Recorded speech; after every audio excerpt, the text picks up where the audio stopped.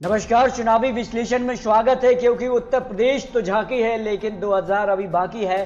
543 सीटों पर आज चुनाव, तो फिर क्या कुछ होने वाला है, क्योंकि हाल ही में जो उपचुनाव है वो कहीं ना कहीं एक बड़ा संकेत दे गया है। जहां दोस्तों पश्चिम बंगाल के लिए, लोकसभा के लिए आसनसोल लोकसभा सीट पर जो उपचुनाव था उसके परिणाम बेहद ही चौंकाने वाले रहे हैं और ममता बनर्जी ने एकदम से यहां पर जो है जीत हासिल करके सबको चौंका दिया है। तो लोकसभा की ये उपचुनाव का रिजल्ट क्या कुछ बयां करेगा, लेकिन 2024 में क्या यहां पर केजरीवाल वर्सेस मोदी चुनाव होगा, क्योंकि आम आदमी पार्टी की जो उड़ान है वो अब दिल्ली से पंजाब तक पहुंच गई है। और ऐसे में आने वाले वक्त में जो विधानसभा चुनाव होने हैं, अगर आम आदमी पार्टी एक और दो राज्यों में और सरकार बनाती है, फिर 2024 का चुनाव मोदी वर्सेस केजरीवाल हो सकता है। ये बड़ा यहाँ पर उलटफेर होता नजर आया है, क्योंकि दिल्ली में तो यहाँ पर बीजेपी को मात दी, इसके अलावा पंजाब में भी बीजेपी 2 सीटें, लेकिन आम आदमी पार्टी 92 सीटों पर यहाँ पर चुनाव जीती और कांग्रेस 18। कांग्रेस से सत्ता छीनने के बाद अब पंजाब में जो उनका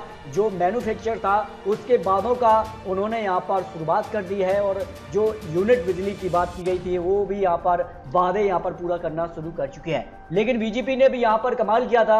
5 राज्यों के विधानसभा चुनाव में 4 राज्यों पर बीजेपी ने अपनी सरकार बना ली। सबसे महत्वपूर्ण था उत्तर प्रदेश। जहाँ दोस्तों उत्तर प्रदेश में पूर्ण बहुमत 273 सीटों पर जीत हासिल करके सबको चौंका दिया। समाजवादी पार्टी 125 सीटों पर रह गई।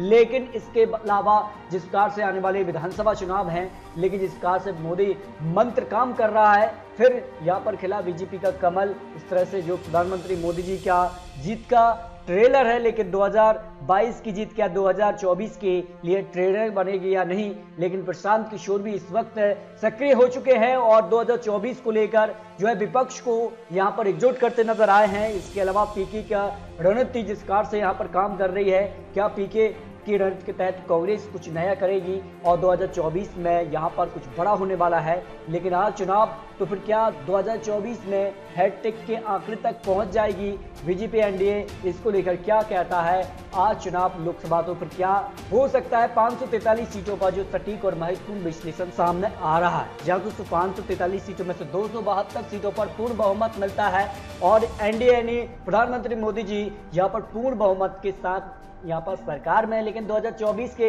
आंकड़े क्या हो सकते हैं, क्या विपक्ष का एक बड़ा जो रोल हो सकता है, क्योंकि कुछ बड़े दल भी बीजेपी से अलग हुए हैं, जिसमें शिवसेना की अगर बात की जाए। इसके अलावा बिहार में भी बीजेपी एनडीए में महाफूट हुई है, उसका नुकसान यहाँ पर बीजेपी को बिहार में भी उपचुनाव में भी देखने को मिला है। 4 राज्यों के उपचुनाव के रिजल्ट भी बीजेपी को चौंका गए हैं, क्योंकि सभी सीटों पर बीजेपी को हार का सामना करना पड़ा। इसके अलावा जो आसनसोल लोकसभा सीट पश्चिम बंगाल के लिए थी वो भी काफी महत्वपूर्ण रही है। तो ऐसे में उपचुनाव के रिजल्ट के बाद यहाँ पर जो आंकड़ा है वो काफी खलबली पैदा करता नजर आ रहा है। अगर बात की जाए प्रधानमंत्री मोदी जी की सबसे बड़ी नाकामी के तौर पर अगर देखा जाए, तो महंगाई हर एक शख्स के यहाँ पर जवाब है, क्योंकि महंगाई का मुद्दा बना हुआ है। हर कोई चाहता है कि महंगाई में कहीं ना कहीं गिरावट देखने को मिले।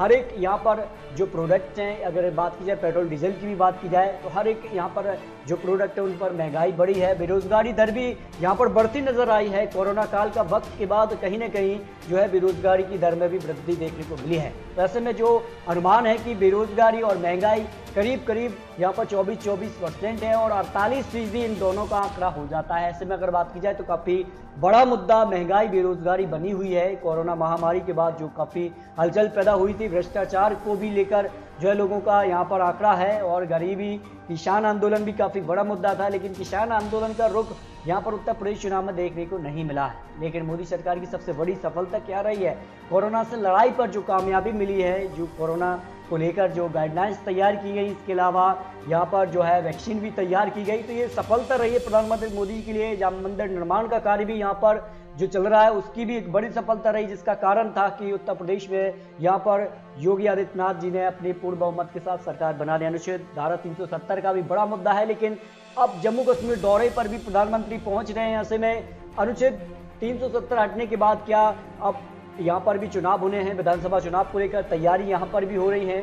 जम्मू कश्मीर को लेकर भी यहाँ पर सारा जो आंकड़ा है वो भी तैयार यहाँ पर होता नजर आ रहा है। बतौर पीएम नरेंद्र मोदी का कामकाज को तौर पर देखा जाए, आंकड़ा जो बन रहा है, बहुत अच्छा कहने वाले 35% हैं, अच्छा कहने वाले 28%, औसतन आंकड़ा 15% है, खराब कहने वाले केवल 8% और बहुत खराब कहने वाले 12% ही आते हैं। यानी टोटल खराब और बहुत खराब कहने वाले 20% ही आते हैं। यानी में 80 और 20 का जो फार्मूला था उत्तर प्रदेश में वो भी काम करके नजर आया था, जो आंकड़ा बना था। और ऐसे में अगर बात की जाए तो यहाँ पर भी बनता नजर आया है। बेहतर प्रधानमंत्री कौन हो सकता है? नरेंद्र मोदी जी को अभी भी 53% लोग प्रधानमंत्री मोदी के तौर पर देखना चाहते हैं, राहुल गांधी को 7%, लेकिन योगी आदित्यनाथ को 6% के तौर पर देख रहे हैं। इसके अलावा बाकी जो है अन्य उम्मीदवारों के तौर पर अन्य आ जाते हैं, जिनमें अगर बात की जाए तो प्रशांत किशोर का रणनीति जो काम कर रही है उसके बाद काफी कुछ हलचल पैदा हो सकती है। जो आंकड़ा बन रहा है, क्या यहाँ पर जो है शरद पवार को लेकर जो अध्यक्ष है, अगर यहाँ पर विपक्ष के तौर पर अध्यक्ष के तौर पर देखा जाए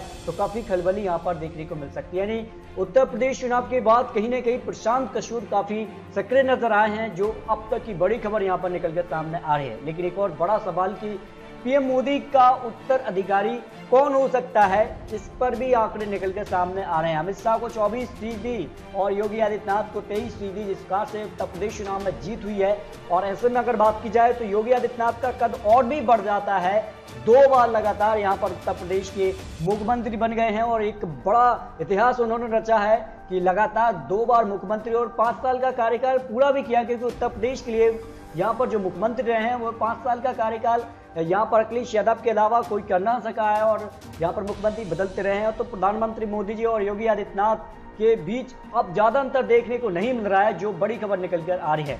लेकिन आपको बता दें कि पश्चिम बंगाल की ममता बनर्जी सीएम काफी हलचल पैदा कर सकती हैं लोकसभा चुनाव में, जो आंकड़े बनते नजर आए, क्योंकि हाल ही में जो उपचुनाव था उसमें एक बड़ी जीत हासिल की है। यहाँ पर विधानसभा चुनाव हो या फिर लोकसभा चुनाव हो, लेकिन आज चुनाव होते हैं उत्तर प्रदेश के लिए। यहाँ पर विधानसभा चुनाव के बाद लोकसभा चुनाव के आंकड़ों पर तो एनडीए को 40% वोट शेयर, कांग्रेस को 10%, समाजवादी पार्टी 31 पर आ रही है, बीएसपी को 11% वोट शेयर जा सकता है।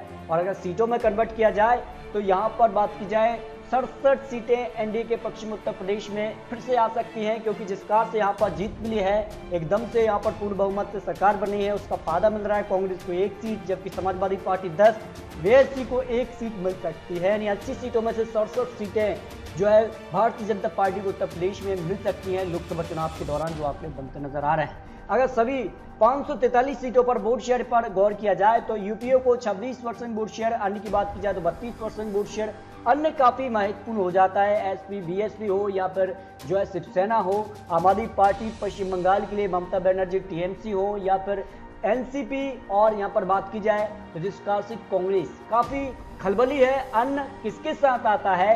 क्या यूपीए के साथ मिलकर चुनाव लड़ता है? जो प्रशांत किशोर की रणनीति है कि इस बार जो है सभी विपक्षी दल संगठित होकर यहाँ पर यूपीए के साथ चुनाव लड़ें, लेकिन यूपीए के लिए कौन होगा अध्यक्ष, ये काफी महत्वपूर्ण है। शरद पवार पर यहाँ पर सहमति क्या बन सकती है, ये अब तक की बड़ी खबर है। जबकि अगर बात की जाए तो एनडीए अपने दम पर 40% वोट शेयर निकल रहा है, क्योंकि एनडीए में भी दरार देखने को मिली है। शिवसेना अलग हो चुकी है और बिहार के लिए वीआईपी पार्टी अलग, जो काफी कुछ हलचल यहाँ पर हुई है और ऐसे में एनडीए को भी यहाँ पर नुकसान देखने को मिल रहा है। लेकिन कितना नुकसान हो सकता है? एनडीए यहाँ पर 296 सीटें अपने दम पर, लेकिन बीजेपी अगर अपने दम पर चुनाव लड़ती है लोकसभा चुनाव 2024 तो फिर बीजेपी को भी नुकसान हो सकता है।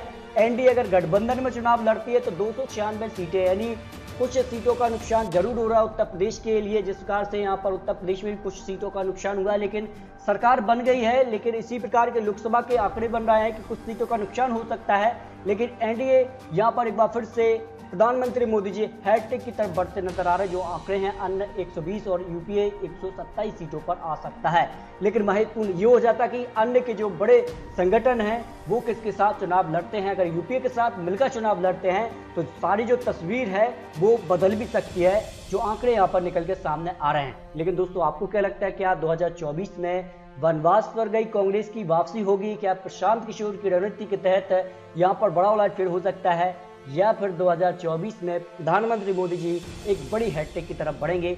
इस पर अपनी राय कमेंट बॉक्स में जरूर रखिए, क्योंकि ये तो चुनावी आंकड़े, चुनावी अनुमान है। आने वाले वक्त में किस प्रकार का गठबंधन क्या क्या होता है, ये काफी महत्वपूर्ण हो जाता है। तो मिलते हैं दोस्तों सटीक और महत्वपूर्ण विश्लेषण के साथ, तब तक के लिए जय हिंद, जय भारत।